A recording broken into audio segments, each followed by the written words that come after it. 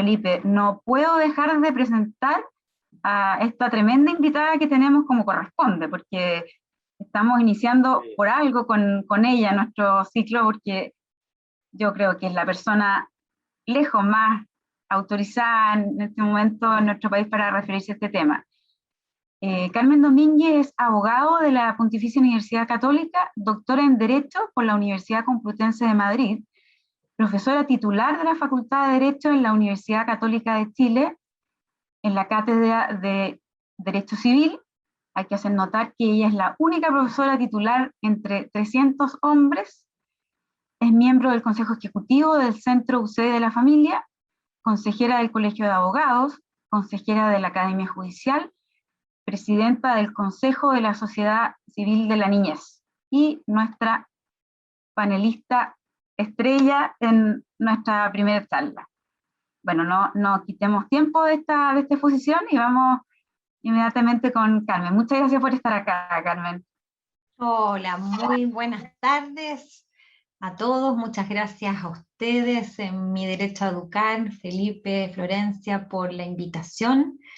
Gracias a todos los que se han animado al final del día a sumarse a esta actividad y de alguna manera tratar de que reflexionemos juntos en torno a este derecho-deber que ha emergido como nunca a raíz de lo que ha sucedido en la Convención, ¿no? Como todos saben, no se quiso incluir dentro de los derechos fundamentales que a partir de los cuales debatiría la Comisión de Reglamento de la Convención este derecho deber preferente de educar, de los padres de educar a sus hijos, tampoco la libertad de enseñanza, y por eso ha venido entonces la gigantesca pregunta, primero de si eso es posible, si es posible pensar en una constitución que borre o no reconozca este derecho deber, y en segundo lugar, ¿qué implicaría? ¿No? ¿Y qué es lo que está en juego? ¿No? Y lo que quiero hacer en esta tarde es entonces, Florencia, ¿me podrían o Felipe habilitar para compartir la presentación? Lo que quiero hacer entonces es dar revisar rápidamente en qué consiste, ¿no? Este deber preferente, lo hemos escuchado, ustedes lo han escuchado en este último tiempo, pero ciertamente surge entonces la pregunta de qué es lo que en realidad implica, ¿no? Este llamado deber preferente, qué es lo que está en juego con su reconocimiento. Entonces, lo primero es preguntarnos de dónde surge, ¿no? Este reconocimiento a este derecho y deber, que voy a explicar después por qué es un derecho y deber a la vez, ¿no? Y obviamente que este derecho que reconoce nuestro país, pero como vamos a ver lo reconoce en general el derecho internacional y por supuesto muchos países, surge en realidad de la propia relación natural que existe entre los padres y los hijos, como sucede en general con todos los derechos y deberes que surgen de la relación entre padres e hijos, que jurídicamente, ¿no es cierto?, llamamos filiación, ¿no? La filiación es el vínculo que existe entre padres e hijos, y los derechos y deberes que nosotros reconocemos en la ley como consecuencia de la filiación son todos derechos y deberes que no son creados por la ley, sino que son solo reconocimiento de lo que la relación entre padres e hijos implica naturalmente. Por eso es que este derecho y deber preferente de los padres educar a sus hijos es un derecho natural y primario y es un derecho prejurídico, es decir, el derecho no lo crea, simplemente lo que hace es reconocer lo que la filiación es, y dentro de la filiación, y por lo tanto dentro de esta relación que se da entre los padres y los hijos, es que una de ellas es obviamente el derecho y deber a orientar, a educar, a conducir a los hijos en su desarrollo, ¿no? Si nosotros miramos qué es lo que implica ante la ley la filiación, ¿qué implica ser padre? ¿Qué implica ser hijo? Básicamente se traduce en estos 4 áreas que yo les pongo ahí, ¿no? En la autoridad paternal, que significa que los padres tienen autoridad, ¿no es cierto?, sobre sus hijos, que hoy es autoridad, ¿no es cierto?, parental. La patria potestad, la legislación chilena distingue entre lo que es el cuidado de la persona de los hijos, que llama autoridad o cuidado personal, y lo que es, de alguna manera, la administración, la representación de los hijos, que llamamos patria potestad. Luego, ¿no es cierto?, la filiación da y obviamente genera entre padres e hijos un deber a apoyarse, que es lo que genera la familia, la solidaridad, que llamamos deber de socorro, que se traduce en lo que ustedes conocen como derecho de alimento, ¿no? Cuando los niños son pequeños y los padres se separan, por ejemplo, bueno, tienen que proveer ambos a la subsistencia, y eso vamos a llamar derecho de alimento, ¿no? Y también se generan entre padres e hijos derechos hereditarios, derechos sucesorios, ¿no? Ahora, dentro de la autoridad parental, están a su vez varios, ¿no es cierto? La autoridad parental comprende varios aspectos. Uno, lo que es la relación personal entre hijos y padres.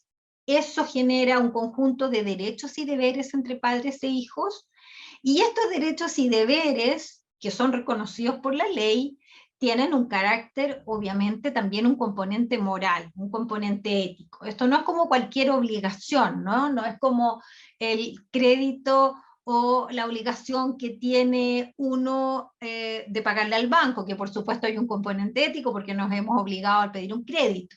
Pero en el caso de los vínculos, ¿no es cierto?, familiares, es evidente que esos vínculos no solo están subordinados o sujetos a lo que la ley disponga, sino que también hay un componente, ¿no es cierto?, de compromiso, de amor humano y de, en definitiva, ¿no es cierto?, compromiso moral, ¿no? Ahora, esta autoridad, ¿no es cierto?, parental lleva por un lado derechos y deberes, ¿no es cierto?, que son deberes de los hijos y derechos y deberes de los padres. Si ustedes se fijan, la nomenclatura es distinta. Obviamente los hijos tienen ciertos deberes, respeto y obediencia, tienen deber de cuidado y socorro cuando los padres están en la ancianidad, dice la legislación, pero obviamente los padres tienen muchos más deberes, ¿no es cierto?, respecto de los hijos, pero esos deberes de los padres respecto de los hijos son a su vez derechos de los hijos respecto de los padres, por eso se llama derecho-deber, ¿no? Y dentro de esos hay a su vez, ¿cierto?, ser padre o ser madre. ¿Qué es lo que significa? Significan jurídicamente muchos, ¿no es cierto?, a su vez áreas de acompañamiento a la vida de los hijos, como el deber de cuidado personal, cuidar de la persona, cuidar, ¿no es cierto?, de su conducta, cuidar de su salud, ¿no? Está en definitiva el deber de crianza y de educación. Y es ahí cuando nosotros, y por otra parte, los hijos tienen, ¿no es cierto?, como yo les decía, también deberes respecto de los padres. Aquí simplemente los muestro rápidamente, ¿no?, porque vamos a ir a lo que nos interesa, y es que estos derechos y deberes de los padres, ¿no?, están hoy orientados por un principio rector, que es el interés superior del niño, que significa que cada vez que nosotros nos vamos a preguntar qué solución, qué respuesta darle a algún problema que se genera en relación a los hijos o entre los padres y los hijos, obviamente tenemos que en primer lugar considerar cuál es el mejor interés, cuál es la mejor respuesta, qué es lo que deja mejor, ¿no es cierto?, situación a los hijos. Y dentro de esos derechos y deberes está el deber de cuidado, está el deber de tener de cuidado personal, y cuando ambos padres no viven con los hijos, también aquel que no vive con ellos tiene también derecho a poder participar y estar, ¿no es cierto?, presente en la vida y en el desarrollo de sus hijos. Y estos derechos y deberes comprenden, ¿cierto?, también obviamente la crianza y la educación, ¿no? ¿Dónde se encuentra entonces reconocido este derecho, deber de los padres de educar a los hijos actualmente en la ley chilena, ¿no? Nosotros tenemos un reconocimiento de este derecho-deber en dos niveles, ¿no? En primer lugar, en la Constitución, que está actualmente en el artículo 19, número 10, inciso tercero, cuyo texto les pongo ahí en la pantalla, ¿no? Los padres tienen el derecho preferente y el deber de educar a sus hijos, y no solo se limita la Constitución a reconocer ese derecho preferente y el deber de educar, sino que le impone una carga al Estado, y es que el Estado tiene que otorgar protección a este derecho. En otros términos, significa que el Estado no puede negar, vulnerar o de alguna manera debilitar el reconocimiento que la Constitución hace a la autoridad primaria preferente de los padres, ¿no? Esto significa lo que la Constitución establece. Y luego esto está a nivel legal, a nivel del Código Civil. El Código Civil es el cuerpo de leyes más importante que regula la afiliación en Chile, y ahí se consagran esas dos reglas. Una primera regla que establece este deber general, qué es lo que significa ser padre. El código responde diciendo: ser padre, ¿no es cierto?, la preocupación fundamental de los padres es interés del hijo, para lo cual procurarán su mayor realización espiritual y material posible, y lo guiarán en el ejercicio de los derechos esenciales que emanan de la naturaleza humana de modo conforme a la evolución de sus facultades. ¿Qué significa eso?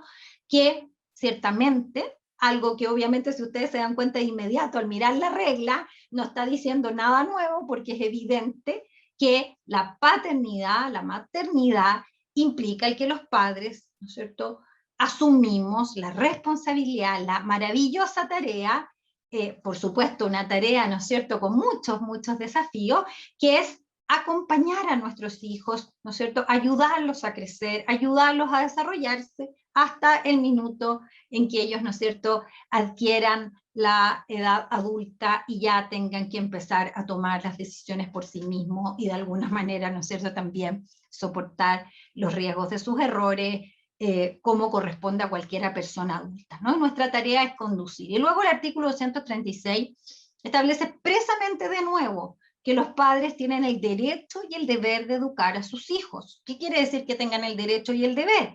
Tienen el deber porque es propio de la condición de padres, pero tienen el derecho. Significa que nadie les puede negar, que nadie puede apartarlos, que nadie puede, ¿no es cierto?, de alguna manera intentar borrar la presencia de los padres en la vida de los hijos.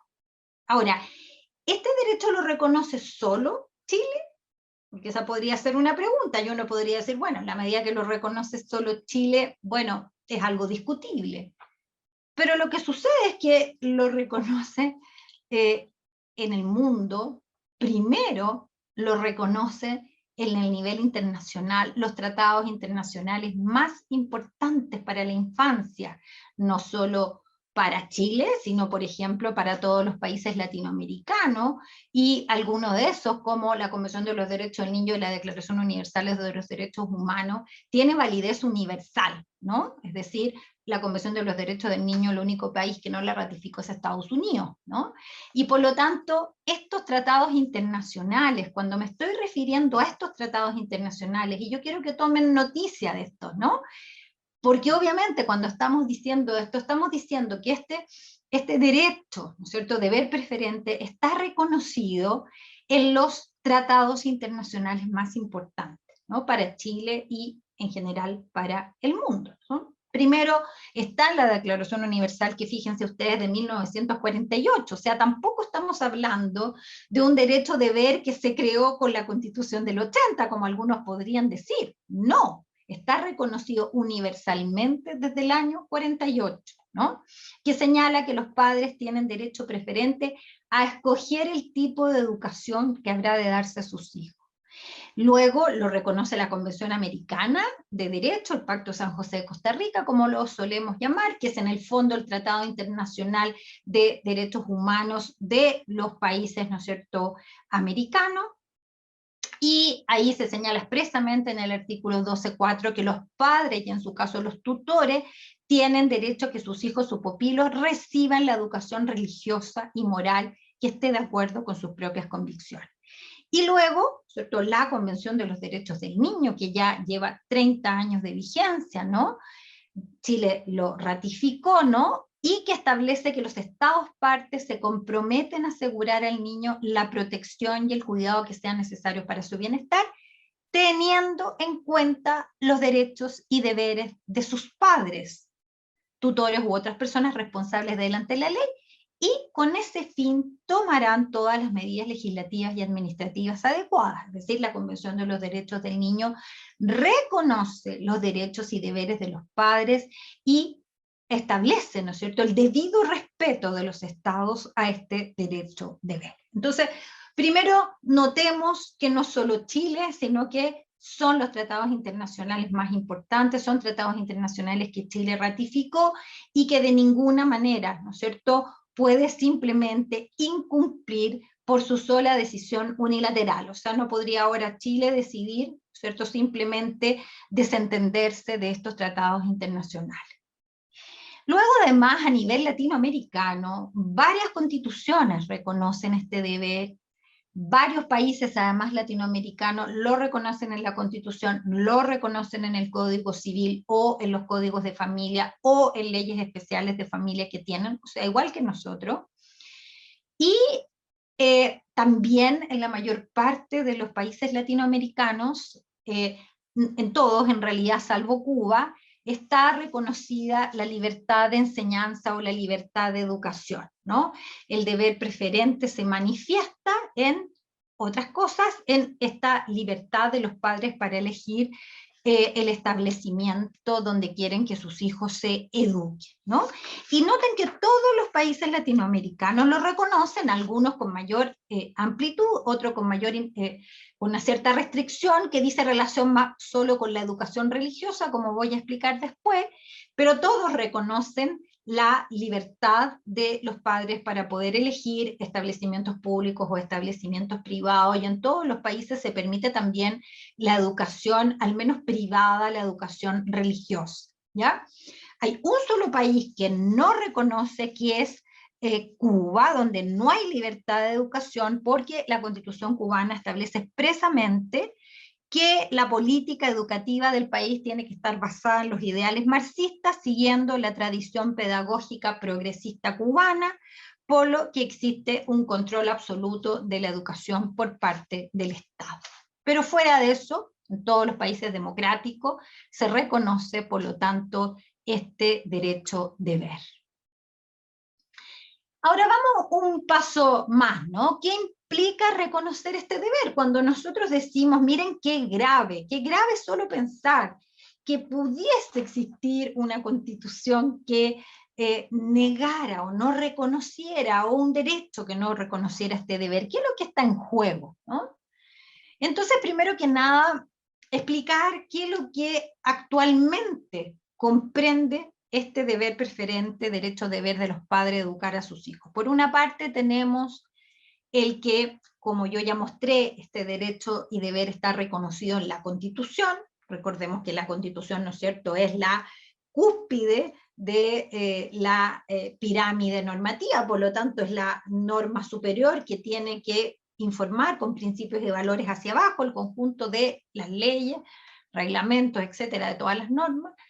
Y en la Constitución actual, en el artículo 19, número 10, como yo ya les leí, se reconoce este derecho-deber preferente. ¿Qué significa el derecho o reconocimiento del derecho-deber de los padres a educar a sus hijos, ¿cierto? Significa básicamente, en el plano, ¿no es cierto?, constitucional, dos cosas en materia de libertad de educación. Significa el derecho a elegir libremente los establecimientos educacionales para educar a sus hijos, es decir, el que los padres tienen el derecho a elegir dónde educan a sus hijos, y en segundo lugar, el derecho a educar a sus hijos en instituciones de conformidad con su conciencia y sus convicciones religiosas y morales, ¿no? Por lo tanto, significa además no solo que puedan elegir, sino que pueden elegir, y tiene que ser respetado, aquellas instituciones que están más conformes con sus convicciones, sean morales, sean religiosas, ¿no? Ya voy a explicar después qué implica esto y qué es lo que, ¿no es cierto?, supone infringir este derecho, ¿no? Entonces, uno primero implica desde el punto de vista de la libertad de educación, por eso es tan importante y por eso ha sido una pregunta gigante la que tenemos actualmente en torno a esta negativa de incorporar la libertad de enseñanza y el deber preferente de los padres educar a sus hijos, porque si ustedes se dan cuenta, van de la mano en materia de educación, ¿no es cierto?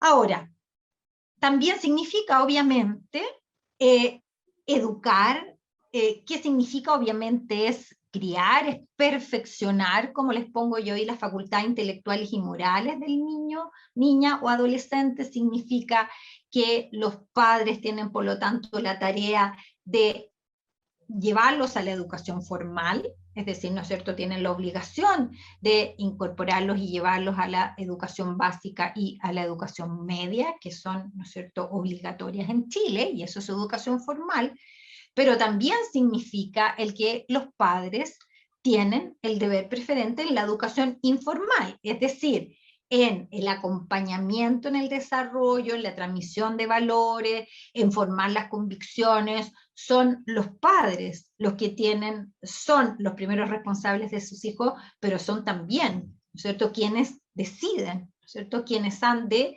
elegir la educación que ellos estiman en el acompañamiento, en el desarrollo de sus hijos, qué valores, ¿no es cierto?, qué principio, de alguna manera cuál va a ser el horizonte que ellos le quieren mostrar a sus hijos a lo largo de este acompañamiento en su crecimiento y en su desarrollo.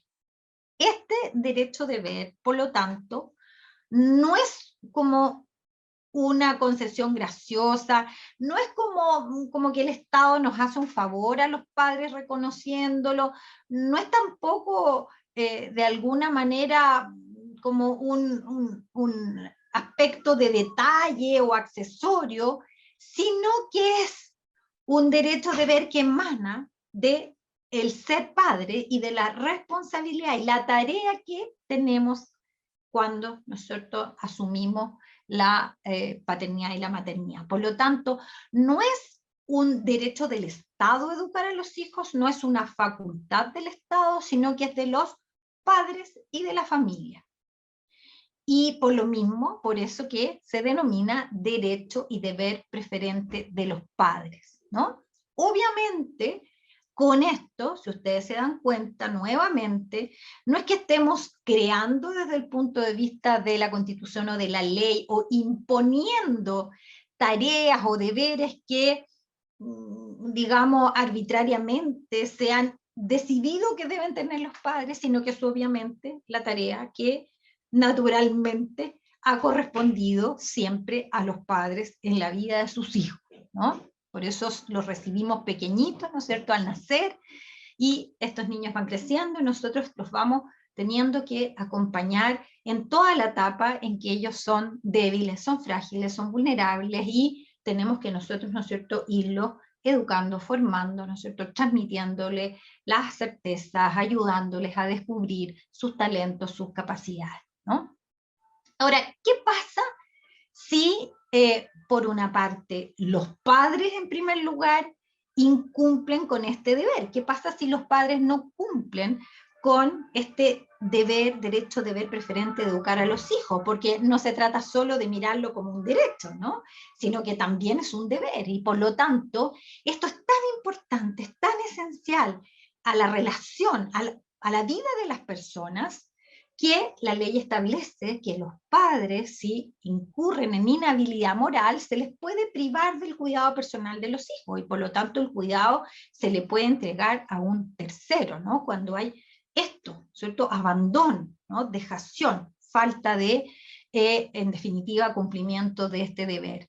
También, por supuesto, hay una responsabilidad ética o moral en aquellos padres, ¿no es cierto? Ustedes han visto el drama gravísimo, ¿no?, que ha surgido con ocasión de la pandemia en relación a este grave, ¿no es cierto?, porcentaje de padres que han incumplido con las pensiones alimenticias de sus hijos. Ahí estamos con un incumplimiento muy severo de la tarea, ¿no es cierto?, de la paternidad, ¿no? Un ausentismo paterno muy grande, y ahí hay, para mí, uno de los graves dramas morales más graves de nuestro país en este momento, y por lo tanto, evidentemente, ahí hay una responsabilidad ética o moral de esos padres, ¿no? Piensen ustedes que este derecho y deber preferente de los padres de educar a sus hijos, que se traduce en el deber de educación, de crianza, es tan serio, que si los hijos causan daño, ¿cierto?, a un tercero, lo lesionan, ¿cierto?, le causan un daño físico, por ejemplo, ¿no? La ley establece la responsabilidad civil de los padres. Los padres están obligados a indemnizar los perjuicios que sus hijos pueden causarles a otros, e incluso la ley, y esto viene desde el Código Civil de 1855, o sea, para que ustedes vean la responsabilidad que implica tener el deber de educar, es que el Código Civil desde 1855 incluso establece que cuando esos daños se deben a que los padres han dejado que sus hijos adquieran hábitos viciosos, dice el código, deben responder siempre por los daños que ellos han causado. Por ejemplo, ¿no es cierto?, si estos hijos entraron o de alguna manera están en conductas, ¿no es cierto?, de droga, de consumo, ¿no es cierto?, de alcohol, y los padres no hacen nada y los dejan, ¿no es cierto?, desarrollarse, y como consecuencia de eso causan un daño, bueno, los padres están obligados a indemnizar. Y por último, y ustedes aquí todos conocemos la realidad, ¿no es cierto?, dramática de nuestro país en esta materia, cuando esos padres son los que vulneran de manera grave los derechos de los hijos, cuando abusan, cuando hay violencia, cuando hay un abandono severo de esto, la ley establece la posibilidad de que esos hijos sean, ¿no es cierto?, apartados de sus padres y puedan, ¿no es cierto?, tomarse medidas cautelares respecto de ellos. ¿Cuál es entonces, y yo creo que esta es una reflexión, ¿no es cierto?, vital a efecto de lo que estamos conversando, es cuál es ahora el rol del Estado, ¿no? Porque hemos visto cómo lo reconoce el Estado, obviamente cuando tenemos una norma constitucional o tenemos norma en el código, todo eso es Estado, ¿no? La ley es, ¿no es cierto?, producto del poder legislativo que integra el Estado, y por lo tanto, la pregunta es, frente a este derecho y deber, ¿cuál es el rol del Estado? ¿No? Cuando básicamente se plantea la posibilidad, por ejemplo, de que pudiera haber una constitución que no reconociera este derecho y deber, la pregunta es, ¿podría o puede? Y es aquí donde nosotros tenemos que tener muy claro cuál es el rol del Estado en esta materia, ¿no? Y aquí tenemos que distinguir, ¿no? Primero que nada, el Estado tiene, como en probablemente ninguna materia de manera tan clara, un rol subsidiario. Y esto no tiene nada que ver con una concepción liberal, sino que lo es siempre así.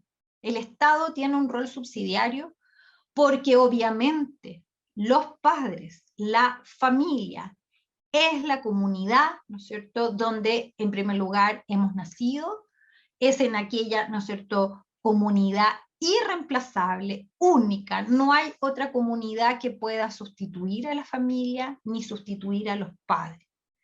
Eso está además, podríamos en eso extendernos mucho, toda la evidencia, todos los estudios revelan que la presencia de padres comprometidos en la vida de sus hijos otorga, mejora las oportunidades de sus hijos en el plano de la sanidad mental, en el plano del rendimiento académico, en el plano del bienestar, porque evidentemente un niño, una niña que cuenta con su padre y su madre comprometidos, tienen, ¿cierto?, una tarea un poco más, ¿no es cierto?, fácil, o una tarea un poco menos compleja, ¿no?, que aquel que solo tiene a uno o que no tiene ninguno, que obviamente tiene que remontar y tiene que de alguna manera tener, ¿no es cierto?, esta capacidad de sobrellevar y avanzar por la vida solo, ¿no?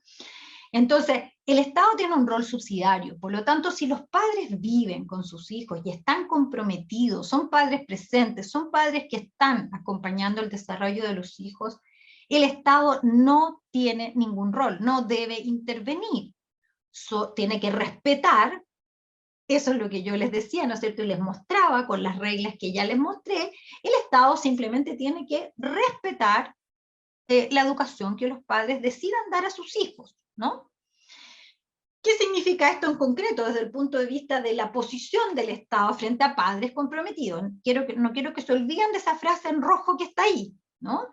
En este caso tiene que dar alternativas de establecimientos educacionales públicos y permitir la creación de establecimientos privados sujetos obviamente a lo que la ley disponga, ¿no?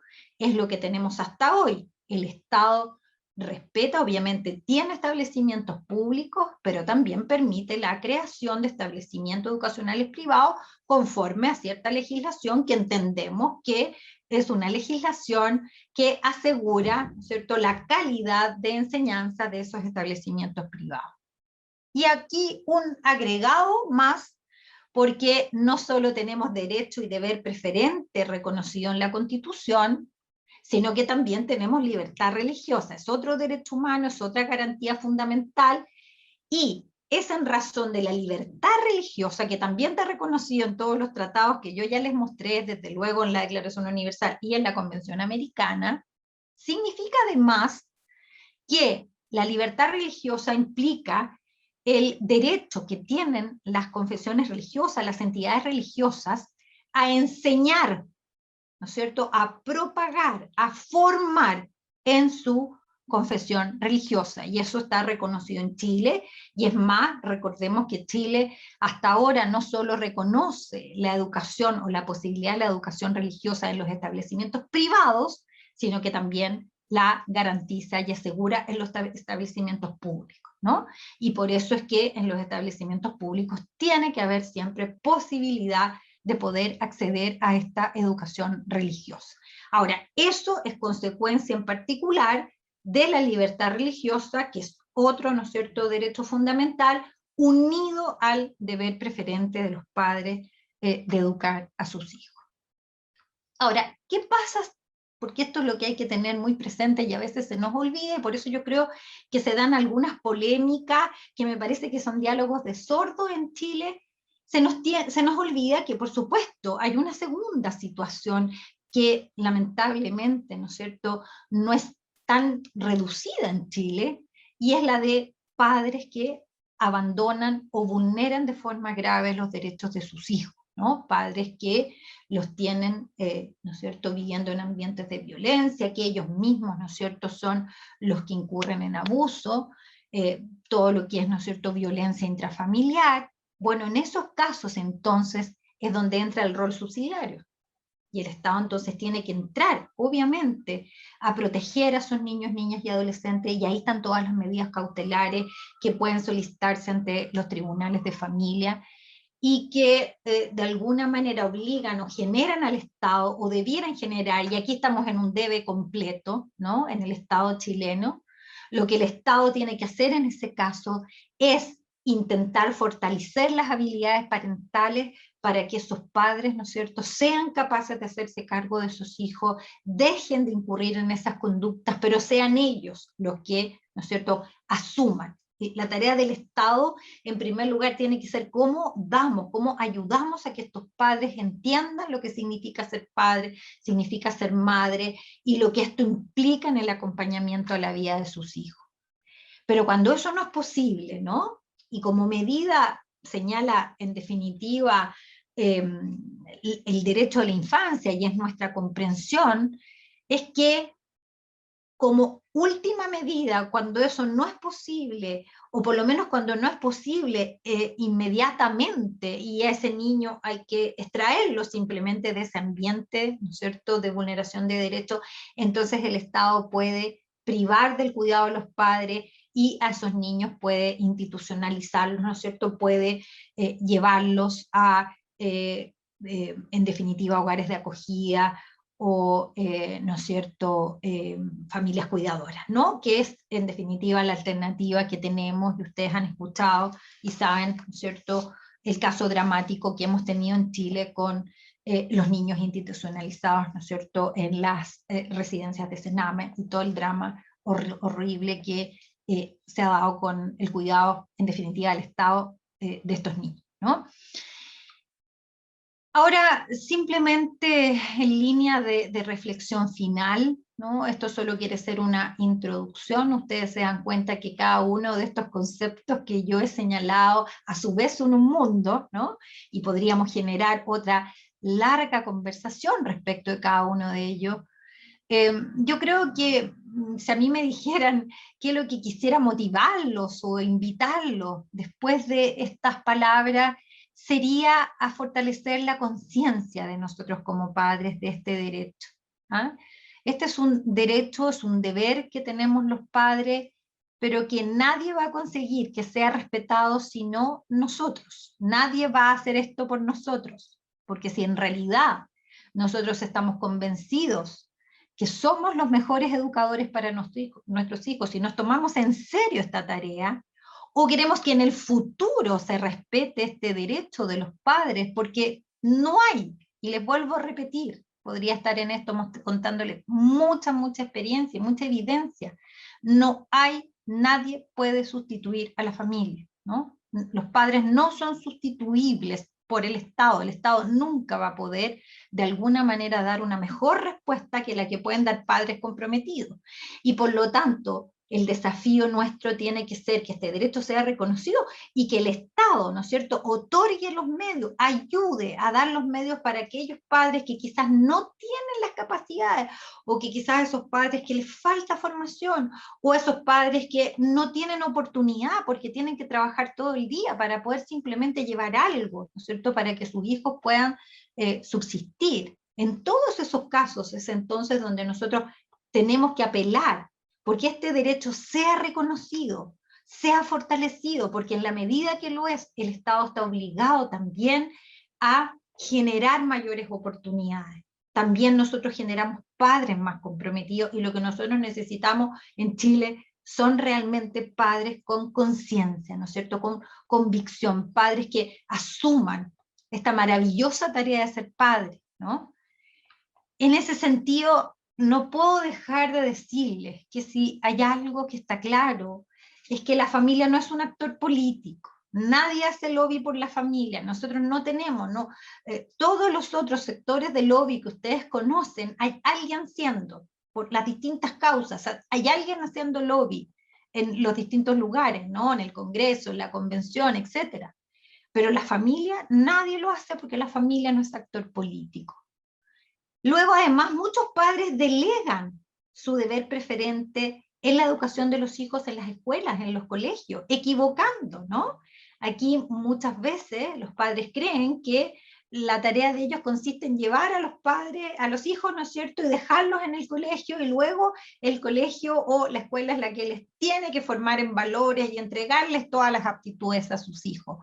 Y eso sucede muy frecuentemente, y ahí estamos incurriendo en un error gigante, porque ellos nos están ayudando a nosotros padres, pero la tarea es nuestra en primer lugar.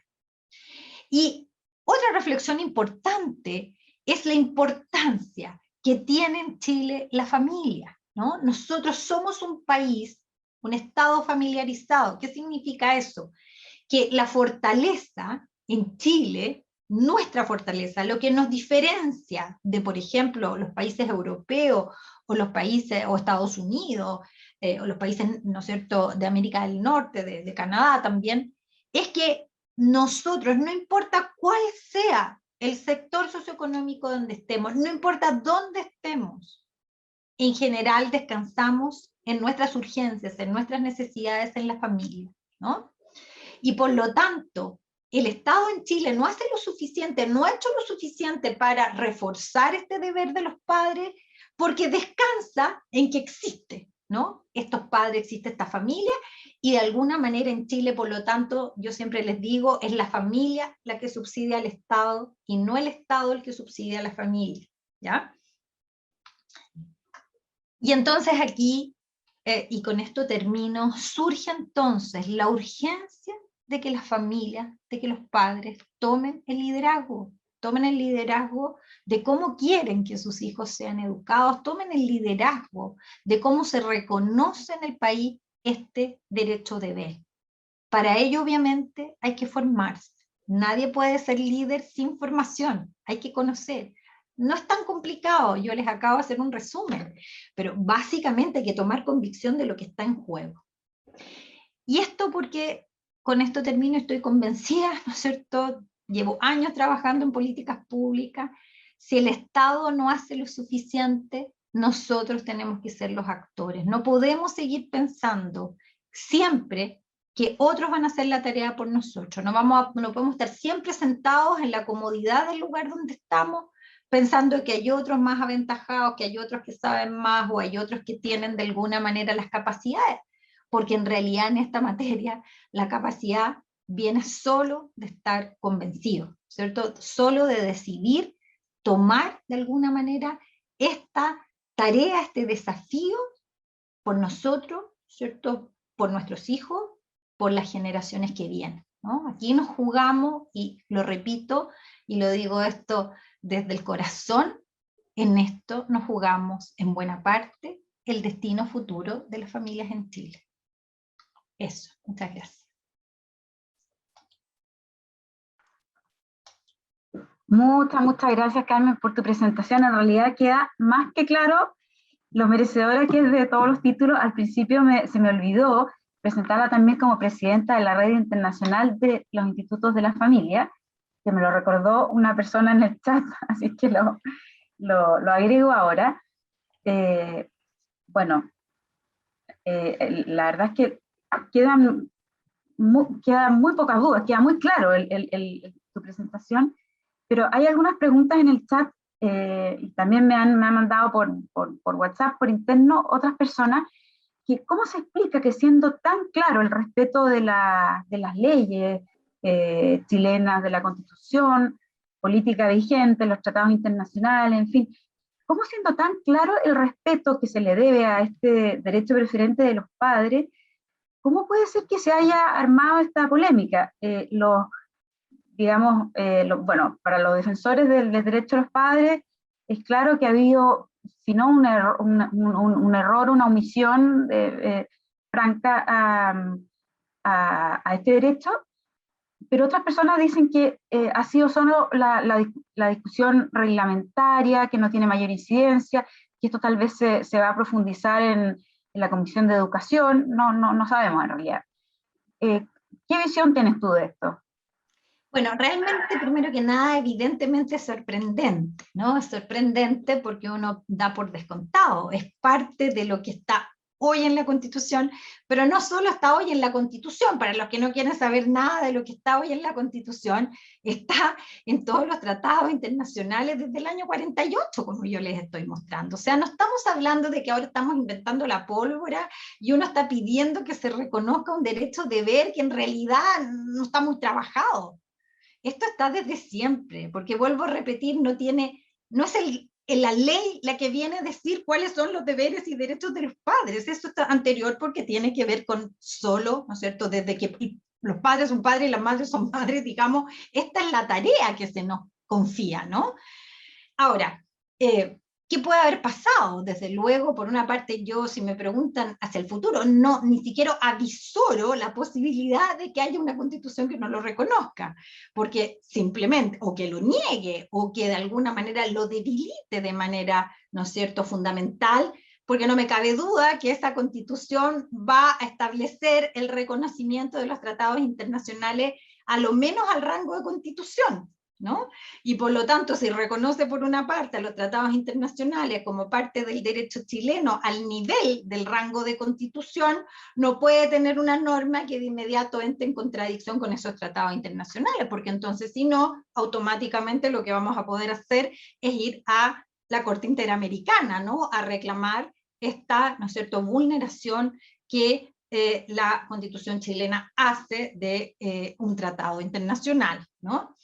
Y en segundo lugar, aquí puede verse, yo creo que por una parte, Siempre trato de entender por una parte que muchas veces las personas cuando se refieren a la relación entre padres e hijos, la están mirando desde distintas realidades o de distintos escenarios, ¿no? Hay algunos que están mucho más en la realidad de la vulneración de los derechos de los niños por parte de sus padres, sobre todo todas las personas que trabajan con la vulneración, con la infancia vulnerable, obviamente no miran o miran muchas veces a los padres con mucha, ¿no es cierto?, preocupación, o los miran con una cierta aprensión, porque obviamente trabajan en esos sectores. Luego está en segundo lugar, y por otra parte a esas personas se les olvida que existe otra realidad importantísima de nuestra infancia, gracias a Dios, y es donde esos padres están presentes, están acompañando, están comprometidos con la educación de sus hijos. De manera que cuando nosotros nos preocupamos de la infancia en Chile, no podemos solo mirarla desde una sola perspectiva. Y a la inversa también pasa a veces con los que de alguna manera promueven el reconocimiento del derecho de deber preferente de los padres, que también se les olvida que hay otro sector, ¿no es cierto?, donde esos padres precisamente no los podemos tener cercanos a sus hijos, y no les podemos dar la responsabilidad de educar, porque resulta que simplemente, ¿no es cierto?, o no saben, o al revés, ¿no es cierto?, en vez de acompañar en el desarrollo, lo que hacen es afectar ese desarrollo. Y por último, obviamente no puedo dejar, yo ya les puse, el única ¿no es cierto?, país latinoamericano que no reconoce la libertad de enseñanza y no reconoce, por lo tanto, el deber preferente de los padres de educar a sus hijos es Cuba. Es evidente que esto responde también a cierta ideología, ¿no?, que obviamente siempre, ¿no?, no hay que ser tan letrado para saber que obviamente en algunas ideologías, ¿no es cierto?, totalitarias, la familia es un problema, los padres son un problema, porque entre el individuo y el Estado hay un órgano intermedio que es la familia, y obviamente eso impide que el Estado pueda tener, ¿no es cierto?, el control, la dirección o la conducción absoluta, en definitiva, de la sociedad, como sucede en esa, ¿no es cierto?, Estado. Y es lo que sucede, ¿no es cierto?, en Cuba y en otros de los países, en varios de los otros países que viven en esto. Curiosamente, por ejemplo, en China, sin embargo, la Constitución reconoce el deber preferente de los padres. Fíjense ustedes la curiosidad, ¿no? Pero creo que hay una mezcla, ¿no?, por lo tanto, de esto. Y yo creo que por último también en algunos esta como reacción visceral, pese a que se presentó una indicación y volver, ¿no es cierto?, a rechazarla, también cuando estos temas se transforman en temas políticos y por lo tanto empieza a ser más como un gallito, ¿no? ¿Quién gana al otro? ¿Quién de alguna manera vence con una posición para no reconocer su error o porque probablemente cree que si lo reconoce debilita su posición?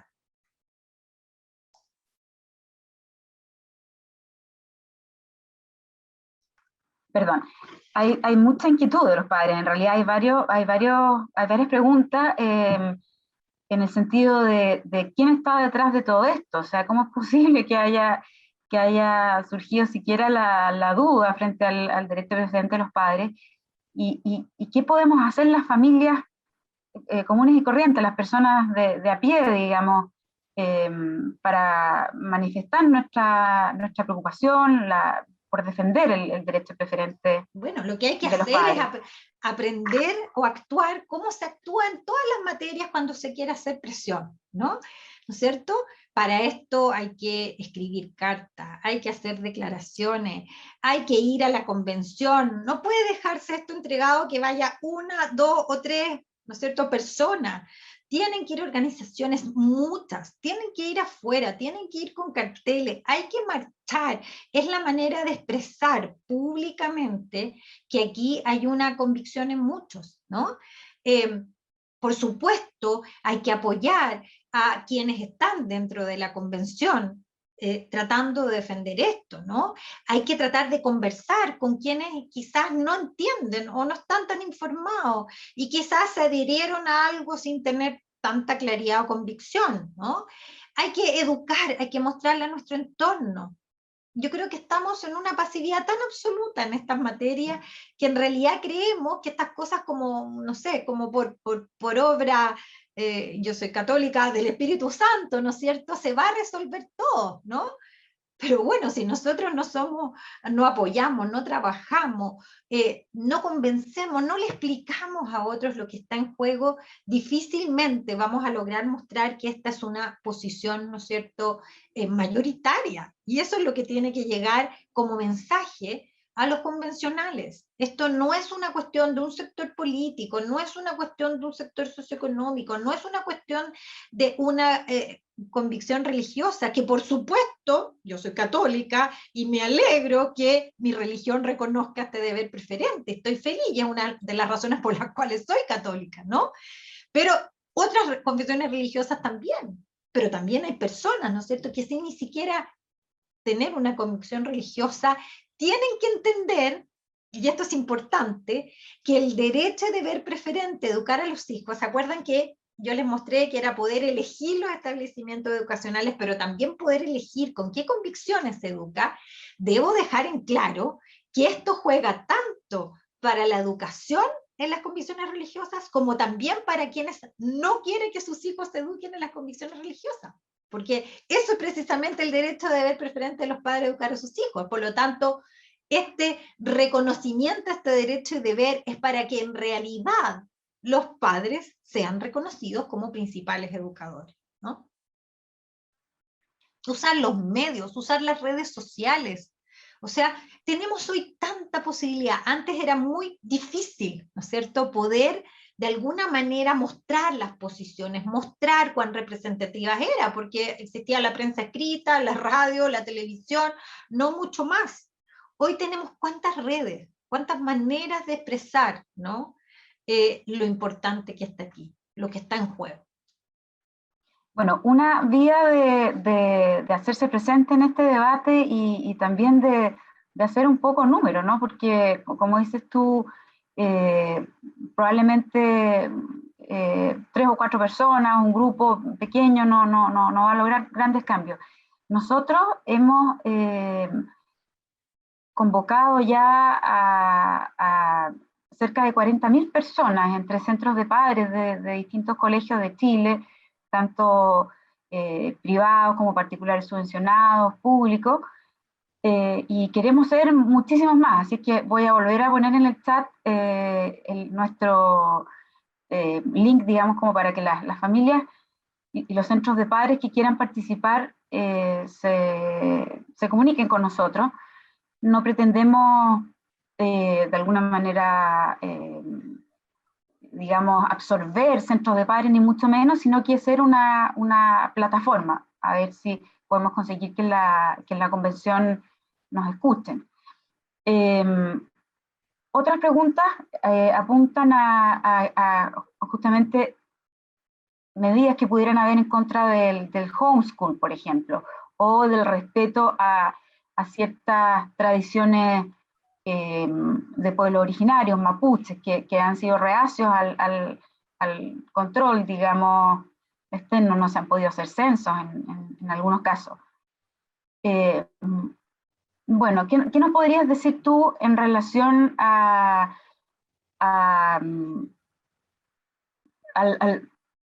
perdón, a eventuales conflictos que se puedan producir entre el Estado y la familia en cuanto a su derecho? Lo primero es decir que en general en Chile, si nosotros miramos hacia atrás en la historia, no somos un país que haya tenido graves conflictos entre el Estado y este derecho y deber de los padres de educar a sus hijos, ¿no? ¿Por qué? Porque nosotros, por ejemplo, somos un país que no ha tenido grandes conflictos religiosos, ¿no? No hemos tenido tensiones importantes entre el Estado y la religión, como por ejemplo ha tenido México, ¿no?, siendo un país latinoamericano, y donde ellos sí han tenido un conflicto importante en el derecho de deber de educar a los hijos, porque recordemos que México durante, ¿no es cierto?, hasta el día de hoy, creo, ¿no es cierto?, no permite la educación religiosa en los establecimientos públicos, ¿no? Y por lo tanto, obviamente son estados que han tenido más conflictos, ¿no? Hasta hace poco no teníamos, ¿no? Los conflictos que han surgido, los conflictos que han llegado a tribunales, los conflictos donde nosotros tenemos sentencias incluso del Tribunal Constitucional, o en Colombia, ¿no es cierto?, de la Corte Constitucional, son conflictos que tienen que ver con la educación sexual, ¿no? Que tienen que ver, por ejemplo, en varios países, lo mismo que pasó en Chile con este libro, ¿se acuerdan ustedes de Nicolás tiene dos papás?, en que un conjunto de padres presentaron un recurso de protección contra este libro que se entregaba o se quería, ¿no es cierto?, entregar y enseñar a los jardines infantiles de la Junji, y se recurrió de protección contra eso. La Corte no acogió el recurso de protección por la razón de que estimó y revisó como la regulación de la Junji, y en parte alguna la Junji obligaba a los jardines infantiles a tener que tener este libro, y por eso lo rechazó, pero la sentencia en que se rechaza reafirma expresamente el derecho, deber de los padres de educar a sus hijos, ¿no? Estoy buscando aquí un pedazo para leérselos, ¿no? Que señala que la Declaración Universal de los Derechos Humanos reconoce a los padres el derecho preferente de escoger el tipo de educación que habrá de darse a sus hijos, lo que implica un ejercicio de objeción de conciencia frente a los ataques y violaciones en contra del derecho paterno. El Tribunal Europeo de Derechos Humanos ya ha reconocido el derecho de los padres a oponerse al adoctrinamiento de sus hijos mediante asignaturas obligatorias en 2 recientes casos en Turquía y Noruega.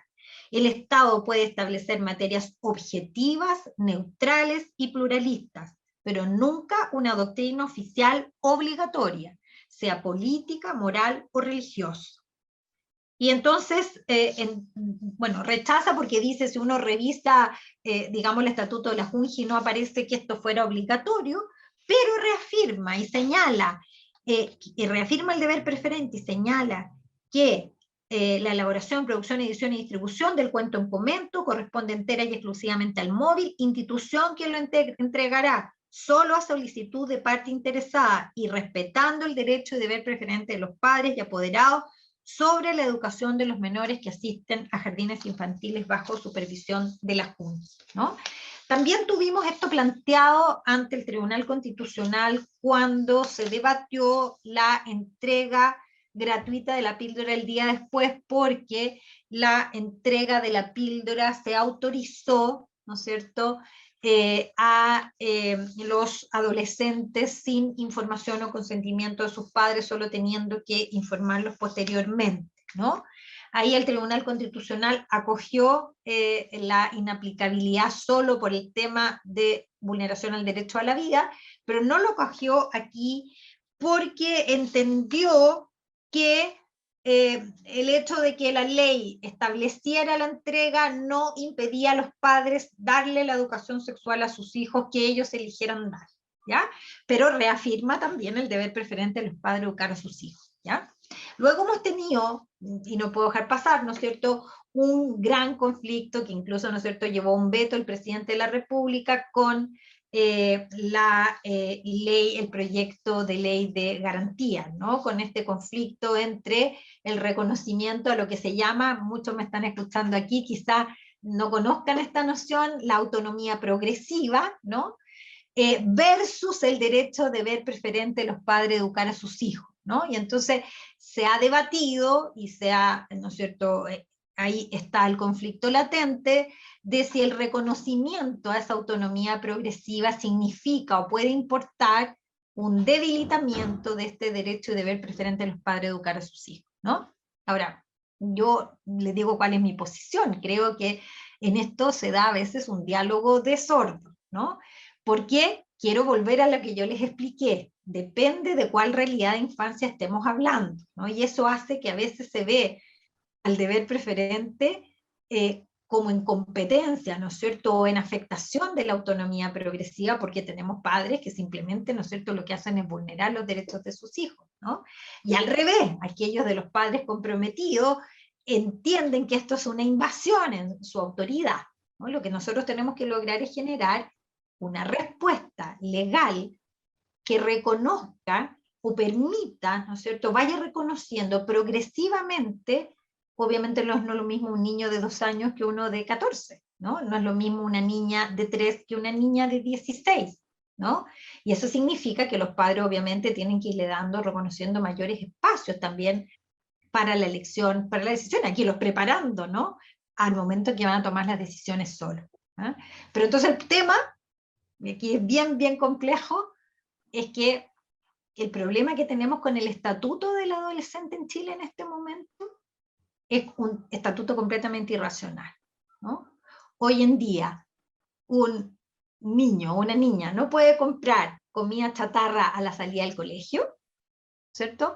No puede comprar en teoría, ¿no es cierto?, cigarrillo, sin embargo puede recibir la píldora el día después a los 12 años, ¿no? Entonces, si la razón es la salud, ¿por qué, no es cierto?, esta incoherencia de que a ciertos aspectos de la salud los consideramos como completamente incapaces y a otros aspectos de la salud los consideramos como plenamente capaces? Eso no tiene, créanme, que las edades que se fijan no responden a ninguna evidencia científica, ninguna evidencia médica. Es simplemente como la decisión legislativa que hay de algunas veces política, ideológica, o simplemente una cierta como repetición de normas que hay en otros países. Pero no es que haya realmente la idea, una revisión de que en realidad los jóvenes son quizás más conscientes, menos aversos al riesgo cuando se desenvuelven en su vida sexual o afectiva, pero que en cambio son mucho más irresponsables cuando consumen, no sé, cuando comen comida chatarra. No, no existe esa evidencia. Por si no fuera suficiente con el cuestionamiento que ha habido por parte de la Convención Constituyente, ayer nos enteramos que hay un nuevo intento de imponer de alguna manera una educación sexual integral, se le llama, a la que incorpora la visión de género, un nuevo proyecto presentado por Camila Flores, a raíz del fracaso del 2020 de esto, que había una norma que impedía la presentación de un nuevo proyecto hasta un año después. Se cumplió ese plazo, estamos ante una nueva amenaza, por así decir, a la autoridad de los padres. Bueno, hay mucha preocupación en el chat, como te decía antes, de cómo podemos ejercer presión. Yo quiero retirarle la invitación a agruparse con nosotros, que queremos ser una voz en eso. También han surgido otras instituciones como universidades. Tenemos el caso muy cercano de la Facultad de Derecho de la Universidad de Finisterre, que está organizando ya ha organizado en realidad un curso para tratar en profundidad estos temas, del cual Carmen será una de las profesoras invitadas, que me fijé tienes la charla el 21 de diciembre, para que no se te vaya a olvidar, un poquito antes de Pascua. Bueno, son 13 charlas que comienzan el 12 de octubre hasta el 4 de enero.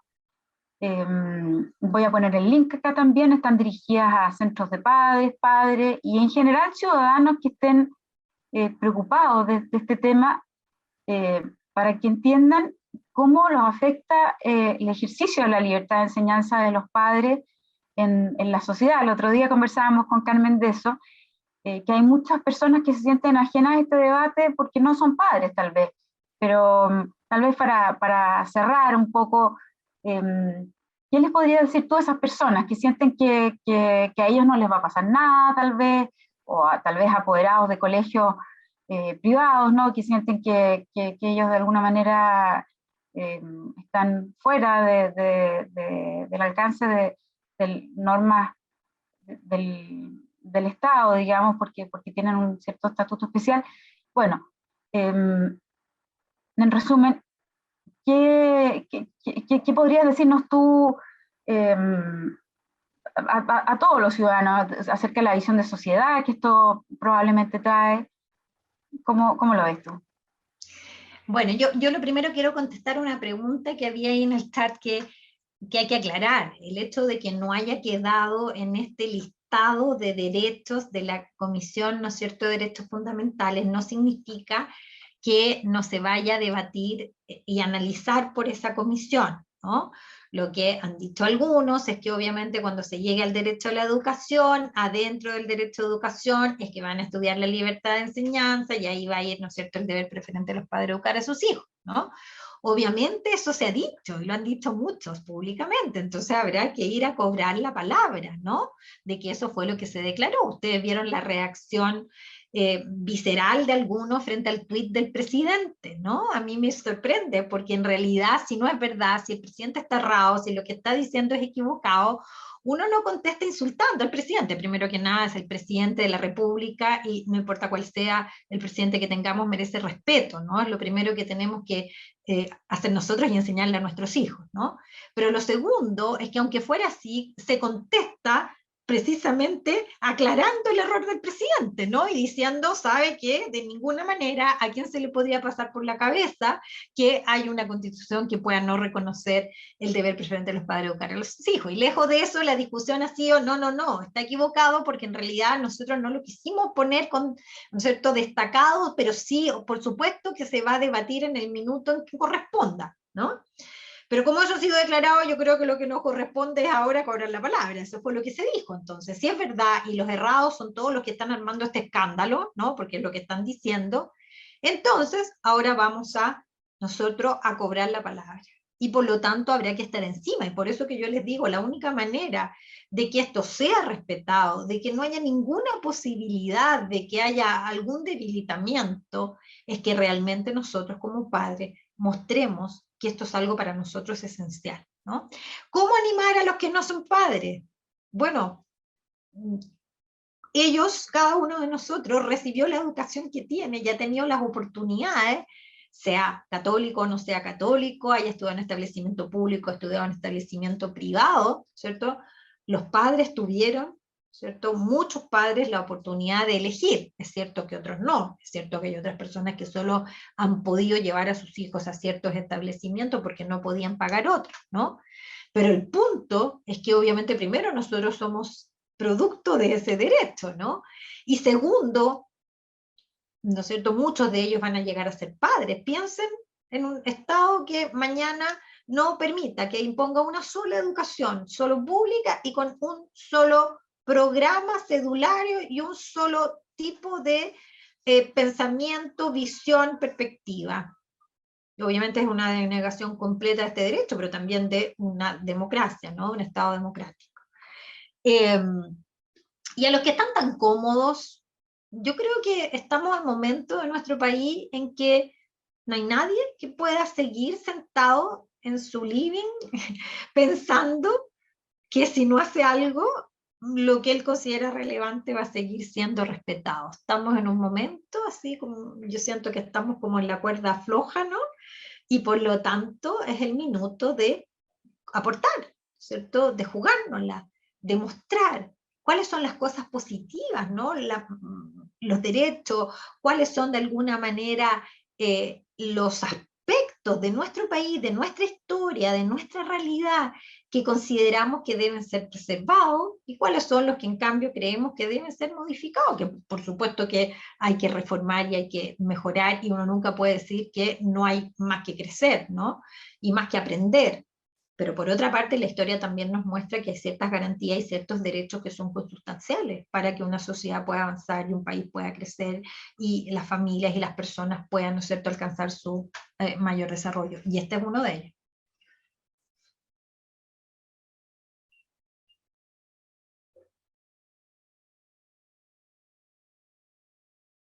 Bueno, le voy a dar la palabra a Felipe Varela, el presidente de nuestra agrupación, que quiere despedirse y hacerles una invitación también. Carmen, muy, muy agradecido por tu charla. Espero haber transmitido la mayoría de las preguntas. Yo creo que vamos a tener que convidarte de nuevo, así que nos puedes volver a ilustrar sobre las dudas y las inquietudes que han quedado pendientes. Lo dejo con Felipe, un minuto. No, muy breve para terminar por la hora. Quiero agradecer a la Carmen, pero antes le voy a agradecer a la Flo por nombrarme presidente de esto. Siempre entretenido ser, pero la verdad somos un grupo de papás que estamos en esto, un grupo en el que pertenecen todos los que están en esta charla y pueden pertenecer. Quería darle las gracias a nombre de todos, a la Carmen, y ojalá que no te incomode, Carmen, no te sientas emplazada, pero vista la coincidencia y lo que nos han enseñado acá, deberíamos invitar también a formar parte de nuestra agrupación, adhiriendo, siempre y cuando adhieras al derecho preferente de los padres a educar a sus hijos, porque no es otro el principio que se requiere para pertenecer a mi derecho a educar. Así que, por supuesto que de aceptar sería un rol honorario y que nos honraría, ¿cierto? No, encantadísima, muchas gracias. Y por supuesto, Mal podría estar aquí haciendo esta arenga para que se comprometan los demás sin que me comprometa yo. No, desde luego, y cuenten conmigo lo que se pueda aportar. Y por último... Muy alta le dejaste la... Sí, hay muchas preguntas de cómo influir y todo eso. Nosotros no tenemos la receta, pero sí tenemos un vehículo y creemos que el mensaje, lo que se quiere decir, parte de la manera también en que se dice. Y aquí hay varias cosas. Aquí ya vimos que cuando uno cuida el propio metro cuadrado, mientras no me toque a mí y le pase al del lado, al de más abajo, al de más arriba, ¿cierto? Tal o cual problema no es problema mío, eso no es algo que funcione. Eso no es algo que funcione porque somos una sociedad y es un poco, queremos reflejarlo en nuestro modo de actuar. A los de los colegios particulares pagados no es indiferente, dramas que viven en el fondo y restricciones al derecho preferente a educar que tienen papás que están acá y que tienen a sus hijos en colegios particulares subvencionados, los que lo tienen en colegios municipales. Al final somos padres y son hijos. Queremos ser respetuosos. Carmen hablaba en el fondo, cómo se refiere uno al presidente de la República. Queremos marcar una pauta distinta de cómo, y de esa manera también influir. Como un movimiento de padres no puede usar el vocabulario que uno ve de moda en las redes sociales, pero tenemos que ser muy firmes y en lo que nos comprometemos como mi derecho a educar, también como lo decía Carmen, ¿cierto? Es ir transmitiendo información para que sepamos cada vez más de lo que hablamos, tengamos la seguridad, podamos comentarlo con otros, súmense, pregúntenos si es necesario. Yo creo que le podemos preguntar a Carmen, también hay mucha gente, pero pues, yo creo que hay mucha gente que tiene muchas ganas de hablar de esto y me gusta mucho la expresión de esperanza que la Carmen pone al respecto de este tema, que es un tema grave por lo que está en juego. Pero la esperanza no habla de lo que está pasando hoy día, la esperanza habla de lo que pasa mañana.